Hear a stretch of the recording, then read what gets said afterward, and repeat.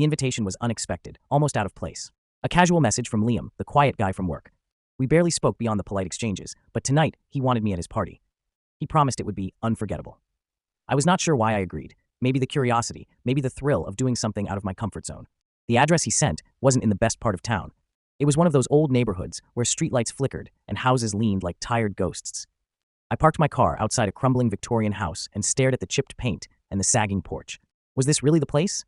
The music playing inside was faint, but it was there, just enough to make me think the party had already started. I stepped onto the porch, the wood creaking beneath my feet. The door swung open before I even knocked.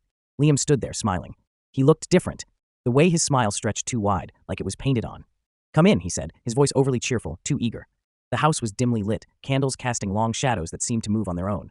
The furniture was mismatched, old, like it had been scavenged from forgotten places. There were no voices, no laughter, no sign of anyone else. "Where is everyone?" I asked, trying to sound casual. "You are the first to arrive," he said, motioning me further inside. "Can I get you something to drink?" I hesitated. "Sure, water's fine." He vanished into the kitchen, leaving me standing in the dim living room. My eyes adjusted, and that is when I noticed it. The walls weren't just bare, they were covered in photographs. Of me, at work, walking to my car, sitting in my favorite coffee shop. Some of them were recent, too recent. The air thickened, every instinct screaming at me to leave. My heart pounded as I turned toward the door, but Liam was already back, holding a glass of water. His smile was gone, replaced by something darker, something hungry. "You weren't supposed to see those," he said softly, his voice almost a whisper. I froze, gripping the edge of my coat. "Liam, what is this?" He set the glass down, his movements slow, deliberate. "You have always been so interesting. I wanted to get to know you better. Isn't that what friends do?" "This isn't friendship," I said, stepping backward. My heel hit something, and I glanced down a lock on the floor, with chains coiled beside it. The door behind me creaked open. Not from the wind. From something or someone standing in the darkened hallway beyond. "Don't go," Liam said, his voice tightening, his smile returning, but more twisted now. The night's just getting started.